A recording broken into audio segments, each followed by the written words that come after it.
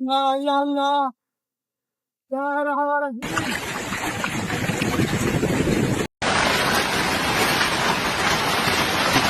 দেখেন কালকে শিলাবৃষ্টি কি করছে, দেখেন সালের অবস্থা ভাই দেখছেন দি কি একটা অবস্থা ভাই, কি বলবো পুরা গোশের ভাই।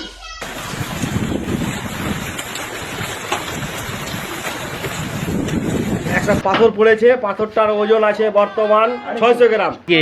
কয় কেজি হবো এটা অনুমান? 2 কেজি 2.5 কেজি হবো না। দেন এটা শিল পড়ছে। এই দেখেন আমার কপালে এরম অবস্থা।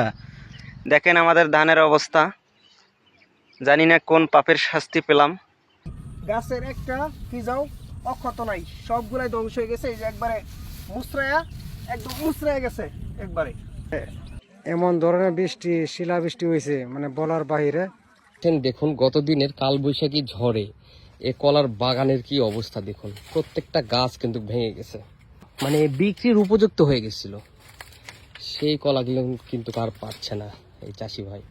আসলে কৃষি ক্ষেত্রে প্রাকৃতিক দুর্যোগ যে কতটা ভয়াবহ কৃষকদের জন্য, দেখুন কি অবস্থা, পুরো বাগান পুরো প্রজোরটাই নষ্ট হয়ে গেছে।